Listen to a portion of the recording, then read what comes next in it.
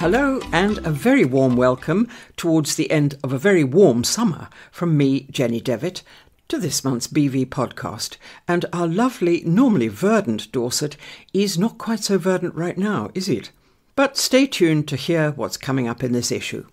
The rather serious business of dog rescue and dog rescue centres, and how the Dogs Trust is running a campaign to get them regulated and having to have a licence to operate, just as pet shops, kennels and breeders do. The Dorset Insider this month is on the presentation of Dorset Council's local plan and how it includes the building of twice the previous planned number of houses, so it'll be up from 25,000 to 50,000. And we'll hear some thoughts on the current state of Britain's agriculture from Honorary President of the Gillingham and Shaftesbury Agricultural Society, Minette Batters, who was formerly NFU President. But of course, we'll start this month's podcast by hearing, as ever, from our editor, Laura Hitchcock. Laura. This, our August 2025 issue, is our 60th edition. The BV is officially 5 years old.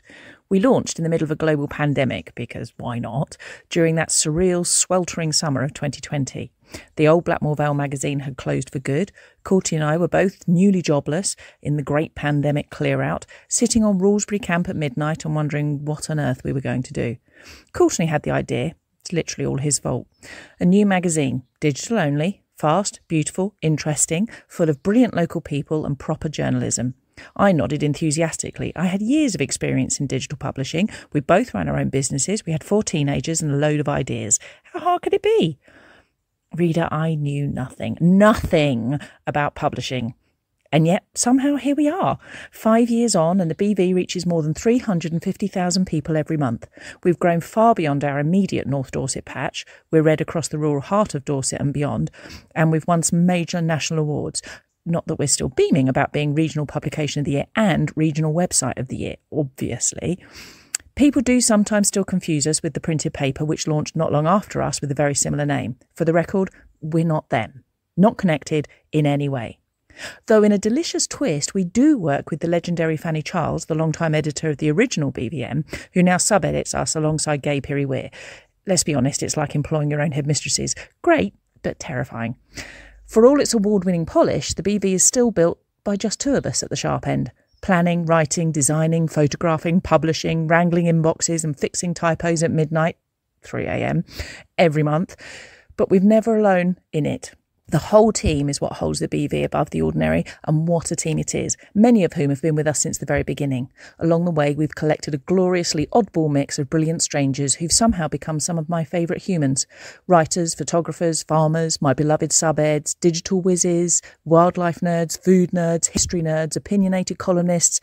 They're the shouty but kind crowd in my WhatsApp and inbox every day. I'm genuinely honoured to work alongside them, and I think that affection and respect shines through in every single page. We care about this county and about telling its stories well. We've got some properly exciting things coming, but really I'm just here to say thank you to every person who's read us, shared us, shouted about us and at us on Facebook, forwarded us to a friend, or hunted down a story they once saw in issue 27 but can't quite remember the title of, to every reader who emails us with praise, corrections, opinions, complaints, or cat photos. Especially the cat photos. Finally, a massive thank you to the hundreds of photographers who submit images every month. Choosing which makes the pages is our biggest joy and our biggest monthly row. We're so sorry we can't fit you all in, truly. The BV started as a wild idea on a hill. 5 years later, it's louder, braver, and somehow still just as scrappy behind the scenes. We're incredibly proud of what we've built and grateful to every single person who's come along for the ride. Here's to the next 5 years, and maybe a bit more sleep. The article in this month's BV about dog rescue centres generated a fierce response. The number of rescue dogs in this country is on the rise. Given that you need a licence to open a pet shop or a kennel, it's amazing that you don't need one to open a rescue centre. Just anybody can do that. This is something of considerable concern to organisations like the Dogs Trust, the largest dog welfare charity in the UK. I spoke with Josh Heath, who's a senior public affairs officer with the Trust. The current dog population in this country is estimated to be around 13.5 million, and many of those are rescue dogs. Yeah, that's correct. The population in the UK increased drastically over the course of the pandemic as the public were looking to acquire dogs. As I recall, the figure went up by approximately 2 million or so. Now, the problem there is, as people were becoming more and more desperate for dogs and the domestic breeders weren't able to keep up with the demand, people did start looking more and more abroad to try and plug that demand. We know that dogs, especially like you said, rescue dogs from places like Romania and Eastern Europe, the numbers there really exploded over the course of the pandemic, and many of these dogs are acquired from foreign rehoming organisations which are, as I said a minute ago, subject to no licensing or regulation, and so there is a whole heap of concerns surrounding the dog welfare and also the appropriateness of some of these dogs to be in homes. I suppose, Josh, that part of the problem was that people were desperate to have a dog, because if you had a dog during the lockdown, you were allowed to go out for walks, and they were probably, I should imagine a number of these people had never owned a dog before, and so were inexperienced, but also were very trusting of the people who rescued them. Yeah, that's correct. Many people were first-time dog owners, and the problem with acquiring yourself an international rehomed dog is some of these dogs can have very complex behavioural needs, and they really do need to be a much more experienced dog owner to be able to deal with them. Many of these dogs are quite literally street dogs. Some of them have just been swept up off the street, put in the back of a van for 30 hours and then dropped off at your door. And because of the fact that there's no licensing or regulation, lots of these organisations are under no legal obligation to provide any kind of behavioural assessment for these dogs or ongoing support for the people who actually have acquired them.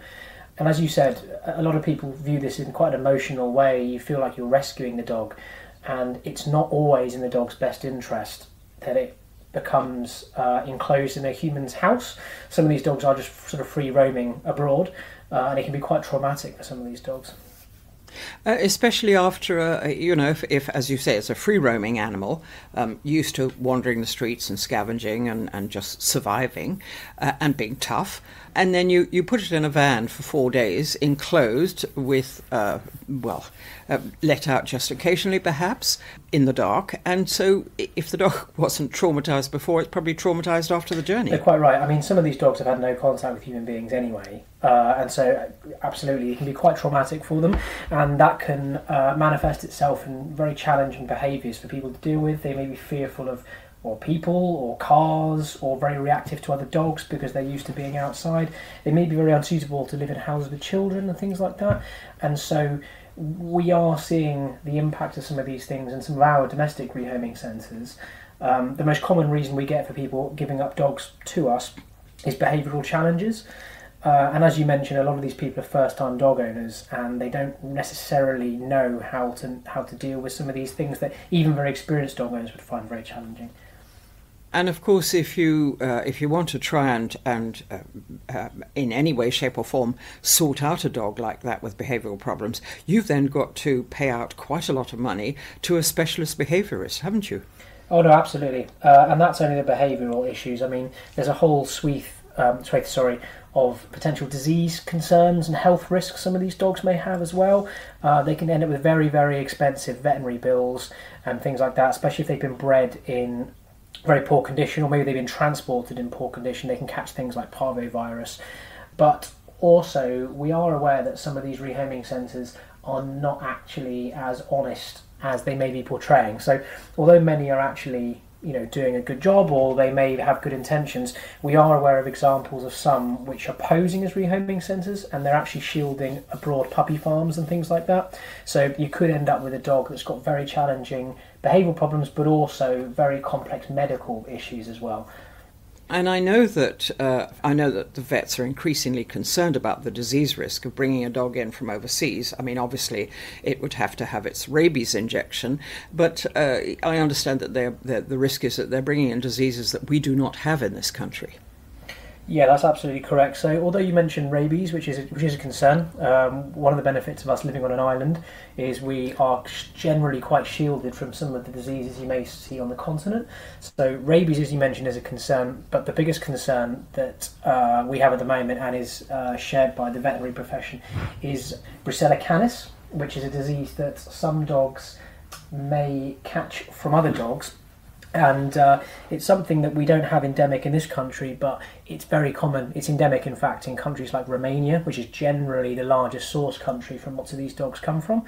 And the issue with Brucella canis is not only is it spread between dogs, but humans are able to catch it as well. And there was very concerningly, there was an issue, a case a couple of years ago where a woman had a dog from Belarus, I believe, a rescue dog, and the dog came over with Brucella canis because there was no sufficient medical checks on the dog before the dog entered the country, and very sadly she had to have, I think, 5 or 6 of her dogs put down because of this dog, as well as the dog that came in, and she ended up going to hospital, but she actually contracted the disease herself. So it is a real biosecurity hazard to the UK, not just to the domestic dog population, but also to the public. This is, of course, is canine brucellosis, isn't it? I mean, previously we knew about bovine brucellosis, but I know that a friend of mine who's a vet says that if there's any chance that an imported dog has canine brucellosis, they have to wear hazard suits and all the rest of it, and then, of course, then the bill for the owner of this rescue dog is quite considerable. Yeah, absolutely. The disease risk, like I said, can cause very complex and costly issues for potential pet owners. I mean, you could end up as well having the dog sadly put down, as I mentioned. Yeah, so I mean, essentially, there's a whole group of problems you may encounter, and that's not including the fact that some of these dogs may be transported in very poor conditions, or they may be bred, as I mentioned earlier, in very poor conditions, and that can cause lifelong issues for owners, very costly veterinary bills, etc.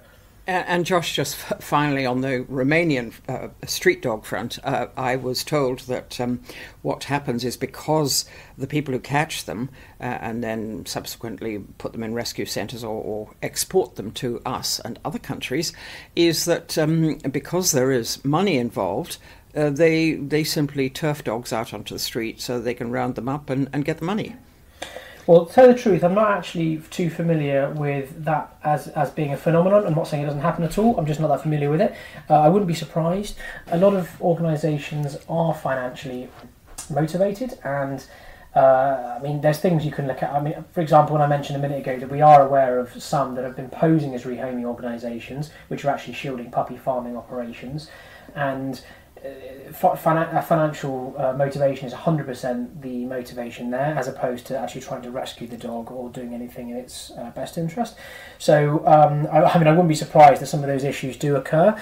We just haven't personally seen that example myself.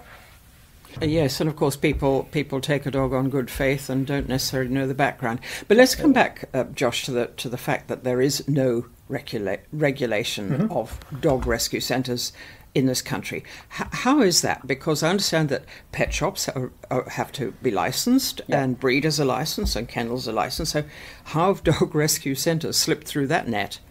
Yeah, so there's a piece of legislation that was brought in. So as animal welfare is a devolved issue, the legal situation is slightly different in each of the nations. So Scotland is the only nation within the UK that actually does regulate animal rescues, and that was done in 2021.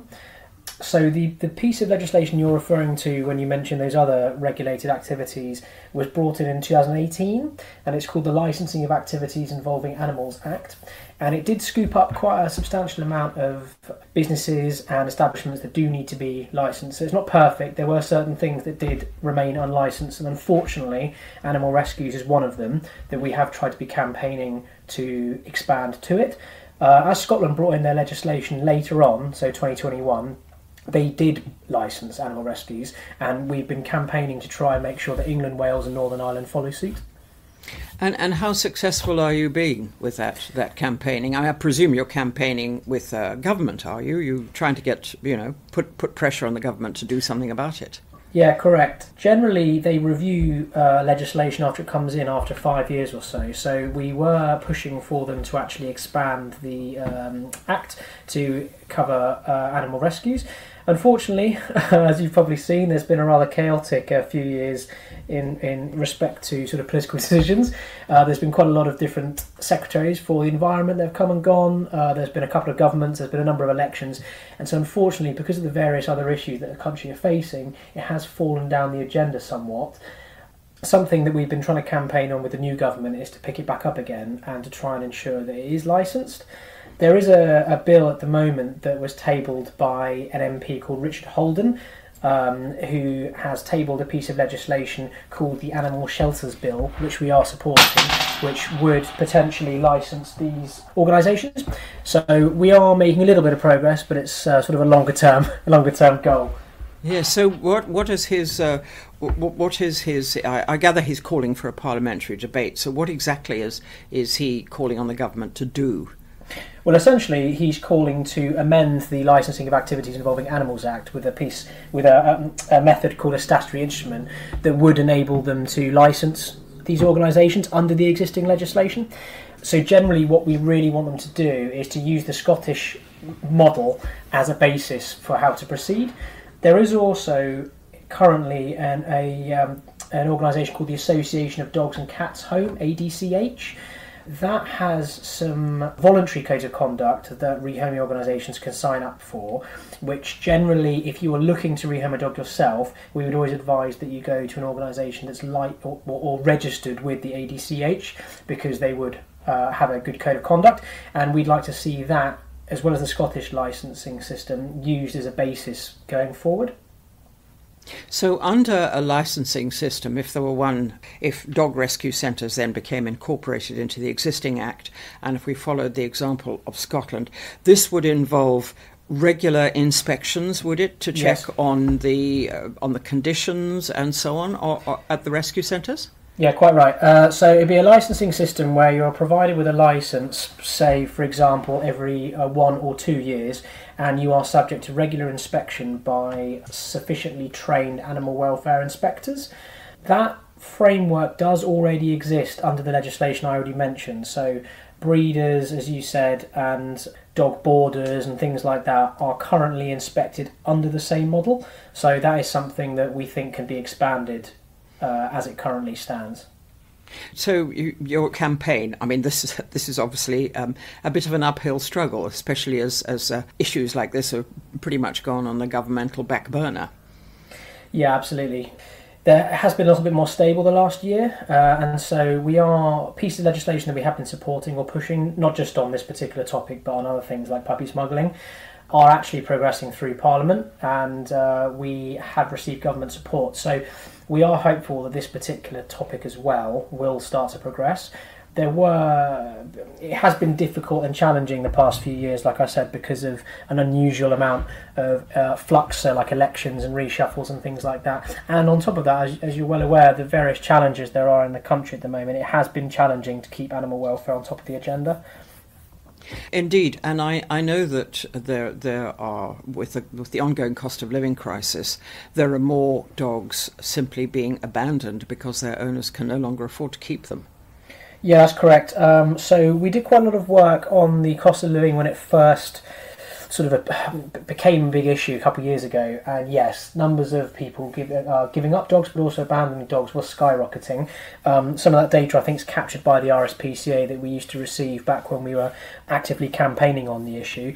But yes, the number of people giving up dogs as well into our centres has gradually been increasing, generally kind of ebbs and flows with the cost of living. So it exploded and then it kind of reduced a little bit and then it's starting to go back up again. And yes, I mean, obviously importing rescue dogs and things like that just sort of contributes towards the problem. Yes, and it's not as if we don't have, there's any need to import a rescue dog from overseas, because we have plenty here, haven't we? Yeah, no, quite right. I mean, the rehoming centres generally are operating at capacity because of the huge amount of people who, have acquired dogs over time, and a lot of these dogs were what we call pandemic puppies, so these dogs lots of these people were first-time dog owners, as you mentioned, but also because a lot of these dogs weren't socialised properly because they spent the first couple of years of their lives in a house with their owner home all the time, didn't sort of meet other dogs, they didn't have people come around the house. As they've got older, they've started to develop sort of behavioural challenges which are quite difficult to train out of them as they get older. And so yes, that has contributed to a lot of dogs being given into our care that we then had to help care for and train ourselves. And so yes, there's so many dogs at the moment in our rehoming centres that are looking for homes, and we always advise that you look domestically before looking abroad. And indeed, and I gather too, Josh, from speaking to vets and to animal behaviourists, that the concern is that those lockdown dogs who, if they were puppies, they were kept playing the whole time, didn't get adequate rest, and so they became neurotic, and now they're breeding and they're having neurotic puppies. There is a big problem in the moment in the country with insufficient breeding. So the legislation that does exist only extends to people if you're breeding 3 or more litters a year. That leads a lot of people that are legally unlicensed, but also a lot of people are not necessarily abiding by the licensing restrictions. We saw a lot of that in the pandemic. And so, yes, there is a big problem with that. I would imagine it started to reduce somewhat as the demand for dogs has reduced significantly because of the cost of living. But these dogs are still in the country, and so they are ending up being given up to us for care because people are no longer able to meet their needs, not only because of potential sort of behavioural challenge of the dogs, but also just the skyrocketing cost at the moment of dog ownership, but also just sort of living in general. And let us not forget the cost of veterinary charges, particularly since so many corporates are buying up veterinary practices all over the country. That was something in the cost of living that we were campaigning on previously. As you mentioned, the cost of vet bills has skyrocketed, especially as the cost of living pressures have got worse. So the cost of owning a dog have exponentially increased, as have things like pet food as well have gone up hugely. We have actually contributed towards the Competition Market Authority's investigation they've got going on at the moment into vet bills, which is something we have been contributing towards because we do recognise that the cost of vet bills is particularly challenging for people. And we were previously campaigning on it, like I said, with the previous government. At the moment, we've been focusing more on some of the legislative changes we can try and achieve more realistically, like I said, licensing of rescues and also clamping down on things like puppy smuggling. And the puppy smuggling is from where? Was it within the country, or is it puppies being brought in from abroad? No, puppy smuggling is specifically to do with dogs that are brought in from abroad. It's a slightly different issue to rehoming, although they are very much interlinked in some ways. But these are dogs that are brought in often from Eastern and Central Europe predominantly as puppies to be sold to the public in the UK, but they're exploiting pieces of legislation that exist to allow you to take your dog on holiday, and they should be declared in a very different way when they enter the country. But that problem has been going on for well over 10 years that we've been campaigning on, but we are very close now to getting a piece of legislation through Parliament, so we're really hoping that passes. Well, that sounds nice and optimistic. Just wanted to ask you finally, Josh, if you do you have anything to say about the issues surrounding dog fostering? Do you think that should have some form of regulation with an insistence on support and responsible behaviour on the part of the rescue centre that uses foster carers? Yeah, I'm unsure. So the licensing format would involve fostering. Fostering is something that Dogs Trust, we use ourselves. I'm unsure though in regard to international rehoming, the link between fostering and some of those organisations. Domestically, yes, the licensing framework would have to involve anyone who is utilising a fosterer system. Generally though, the issues I've come in contact with haven't necessarily involved fostering. They've generally involved organisations, so domestic organisations I'm talking about, generally taking on far too many animals than they can actually cope with, and so they end up breaching animal welfare that way. Or, as I mentioned before, things like shielding puppy farming operations and things like that. Those are generally the biggest things that we see frequently amongst domestic ones, and there have been some examples recently which have spurred quite a lot of media attention from some of these organisations that have taken on a lot of dogs, charged a lot of money, and either inadvertently, because some of them genuinely have good intentions, or sort of more maliciously have just been doing it for financial gain, have ended up breaching animal welfare quite substantially. It's a very complex issue, isn't it, Josh? Well, I wish that you and the Dogs Trust every success with your campaign and getting this whole side of the dog business covered by law. Thank you very much. I would say as well, just one piece of advice we have is we have got some red flags to look out for if you are looking to rehome a dog from a rehoming organisation, so I can very quickly mention these. So first, as I touched on before, that the organisation is a member of the Association of Dogs and Cats Home, is something to always look out for, because they will sign up to that voluntary code of conduct. Another thing is if they claim to be a charity but they don't display a registered charity number, should also be a concern. Many claim that they are charities but they're actually not. And a lot of times as well, their adoption fees can be unusually high, or they can vary significantly based on the breed or the age, which is something else to look out for.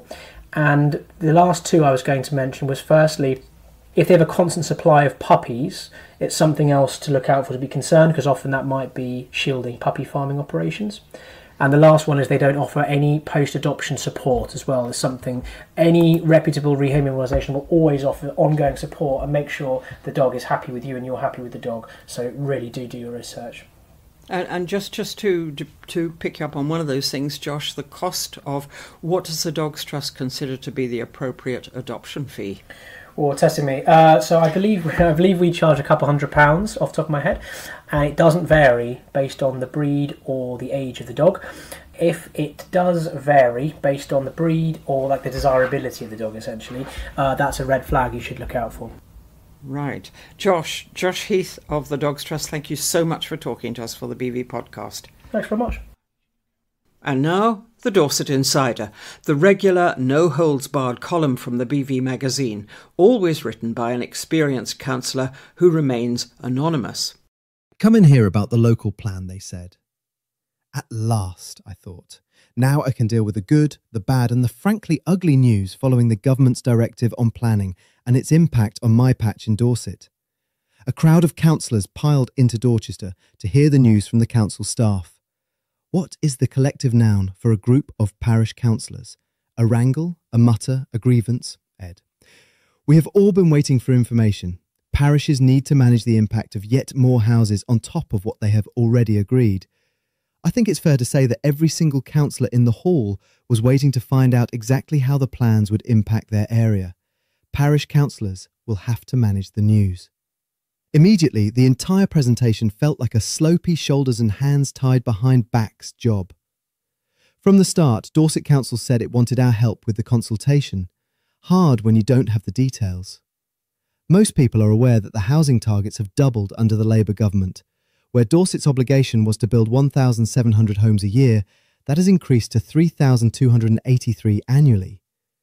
Where there were plans for 25,000 houses, which seems enormous, there's a gap, and a further 25,000 need to be planned into the system to make 50,000 additional units in the county by 2040. Already, many of us turn a corner on a familiar road to be faced with unexpected concrete and building sites springing up in the countryside. Well, it's about to get far worse. While brownfield sites will still be prioritised, there's now a grey belt in addition to green belt. A map was flashed on the screen to demonstrate. As I squinted to read the small print on the map, I assumed the coastal part was Weymouth and tried to work out whether any grey belt had infiltrated my patch. But it wasn't Weymouth. We were looking at a map of Bournemouth, which isn't even part of Dorset Council. About as much use as a chocolate teapot to parish councillors wanting to know how the new plan will impact their small rural villages and towns, which are already creaking at the seams. Because that's what our residents will ask. Every councillor knows at least 6 people in every parish who will pull the plans apart and challenge every sentence. And that's not a bad thing. We councillors need the answers for them, and we don't have those answers right now. Frustrated, the questions came flying. Where was the infrastructure to support this? The gradient on those slopey shoulders promptly got significantly steeper. What we all want to see is an improved road structure, especially in rural areas. We want confirmation there will be adequate school places. The scale of these builds requires several additional classrooms, possibly a new school. And we want social and affordable homes to be finished on time so people on the local housing register can get somewhere to live. However, what we're likely to get is the odd backed box, a wildflower verge and a sandpit. Infrastructure was a grey area, a bit like the nebulous grey belt. The plan includes reducing the use of cars in Dorset.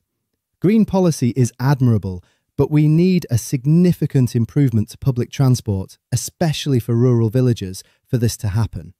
A bus once a week to Dorchester is inadequate for the working population who don't drive. For those wanting to get people to cycle more, just try cycling home from work on the A30/30 in the dark in winter. Then you'll have a better idea of why people commute by car. It is clear that every town and village across the county will need to take more houses, on top of what are already planned. We asked for local builders to be prioritised. There are excellent companies in Dorset who produce quality homes. However, there has to be a mix, says the government, which means the big boys with the cardboard cutout monstrosities will be circling. While green fields will inevitably be lost, there was noticeably little mention of food security, despite agriculture being such a massive part of the Dorset economy. The council's declared nature emergency appears to have conveniently disappeared as well. Many parishes already have neighbourhood plans, but these will need revising to deal with the grey belt and the new target. However, there comes a point when housing increases to such an extent that it transforms the entire character of a community. Perhaps that's what we should focus on developing? Instead of pandering to the government's diktat on housing tick boxes, what we need to do is demand better infrastructure and work on strengthening the wonderful communities we have already. Rural Dorset thrives on volunteers, on innovation, and on having good neighbours. More than ever before, we need to work together as a strong community to retain the very best of living in Dorset. The Dorset Local Plan is now available for public consultation. I urge you to read it and to add your opinions. Former president of the National Farmers Union of England and Wales from 2018 to 2024, Minette Batters has been a staunch advocate for the farming community in this country, fighting Farmers' Corner wherever and whenever possible. After her tenure as president of the NFU, she was appointed as a crossbench peer in the House of Lords as Baroness Batters, where she continues to fight the Farmers' Corner. This year, she's president of the Gillingham and Shaftesbury Agricultural Society. Just ahead of the recently held G&S show, she spoke to BV editor Laura Hitchcock, who began by asking her what she thought the role for traditional agricultural shows such as the G&S is in today's farming landscape, if indeed they have a role.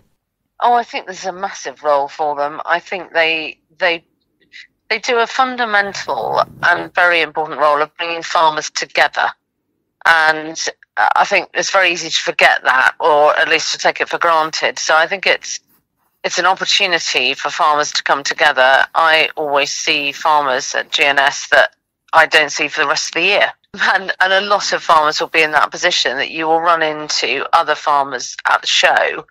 And I think, particularly the GNS show has remained very rooted in its agricultural stronghold, if you like. A lot of shows have gone into a lot more diversified trade stands, don't have the same farming people coming as they would have had in the past. Sure. But not with GNF. I think it's really retained its rural roots, and that spreads out to the stands that are there. It's the only show that my local livestock market goes to, Southern Counties Auctioneers.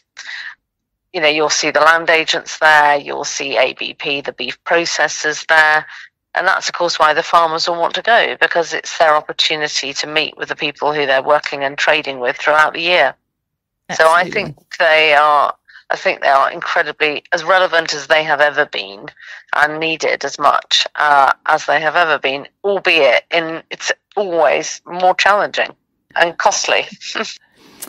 Even for the ever-suffering British farmer, this last year has obviously been quite something. But what do you see is the biggest challenge for today's farmers right now? I mean, obviously, and we could just say the weather and talk on that, obviously. But what do you think is the biggest? I think it's the uncertainty. If you look at all the research that has been done, the NFU confidence survey showed farmer confidence at an all-time low. That plays out in all the other work that I've seen, and most of that is driven by lack of certainty. Farmers not knowing what policy is going to be coming at them next. And then that combined with the weather. I mean, I talked to my contractor today who said, in his 20 years of contracting, this is the lowest grass yield he has ever seen in our area. And he said in many cases 50% down. So you bring the weather, you bring the uncertainty, and farmer morale has been really knocked by that. It is. So looking ahead, are you optimistic about the next decade for British agriculture? Is there anything that does give you hope? Well, obviously, I'm writing a review on farming profitability for the government. So I am giving everything I have to this review, which limits my time to be involved with the show, which is a shame, because I really hope that in my work and the farming roadmap, which I've been very much asked to my work to be underpinning the farming roadmap. It's a 25-year roadmap. It's got to start with really solid foundations that are, politically bomb-proof, effectively, because although it's probably not the right phraseology to use in an article, but... So bomb-proof policies is a fabulous ambition, So, well, the roadmap, I think it's really important that, all the challenges, all the changes, the fact that farmers have been told that, the advice was to maintain the farm in their name, and then at the very last minute it changed. We've got to have a roadmap that stretches beyond parliamentary cycles, so that although different parties might choose to add more things in or, do things slightly differently, they stay on this road, because farming is a long-term business. It needs a long-term plan, and it can't afford to flip-flop on parliamentary cycles. I think that's the message I take out of the last 12 months. Definitely. I mean, we have a couple of, actually, they're both fifth generation farmers who they each write a column for us. They rotate each month. And I think that's the biggest message they've been saying over the last couple of months, is that farming's a long-term process. Yeah. And you can't just suddenly change things on us. No, exactly. So I think, that 25-year farming roadmap, I hope, is going to signal change and give farmers some certainty. So obviously, kind of connected to that, really, young people are less likely to go into farming now than ever before, I think. Is that part of the roadmap? Are there plans? Do you have ideas to make it a more viable and attractive career for young people coming in? I think, again, that lack of certainty and lack of ambition and, is producing food, is that what the government wants? I think there's been a lot of uncertainties around all of that. So I think it's really important that we give young people excitement about the future. Nobody wants to start off in a career where everybody's saying, oh, this is, just awful, and it's undervalued, it's low paid. So whether it is coming into farming, whether it is working in the supply chain, it's really important that this industry, is producing food for the nation. There is, no more important job and something that we are totally reliant on. And, I think we've got to, I hope, put what has happened to date behind us and really move forwards into the exciting era of agriculture that is fast changing. Climate change, the ability to be having climate smart agriculture that can cope with all of these things, and bringing young people into it. They're the people that are going to drive the changes, and they're going to be the ones that are the entrepreneurs for the future. So it's essential. And I speak to a lot of young people who are actually very optimistic, and it's very important that they are allowed to drive a lot of these changes rather than my generation just saying this is how we've always done it. I think they bring a lot of vibrancy and ambition and determination that they are going to farm, but it's probably going to be different going forward. Yeah, it'll look different. So what's your favourite part of a good agri show? Is there something you always make a beeline for, something you'd never miss? I think it is a mixture between walking up and down the cattle lines and watching the show jumping. And if you could give one piece of advice to the next generation of farmers who are going into the show ring for the first time, what would it be? taking part is everything. I think when I was showing and competing, if you didn't win, it felt very soul destroying. It's a lot of work. So I think embrace the day and feel very proud and privileged that you've actually got to the show, because that in itself was a huge achievement. Fantastic. All right. That's perfect. Thank you so much for making time for me. No, my pleasure. Thanks, Laura. Thank you ever so much. Bye-bye. Bye. Bye. Former president of the NFU and this year's honorary president of the Gillingham and Shaftesbury Agricultural Society, Minette Batters, talking to Laura Hitchcock a few days before the recent GNS show. And those thoughts from former NFU President Minette Batters, now Baroness Batters, bring us to the end of this August podcast. So this is Jenny Devitt signing off. Do join me again next month. Until then, bye-bye.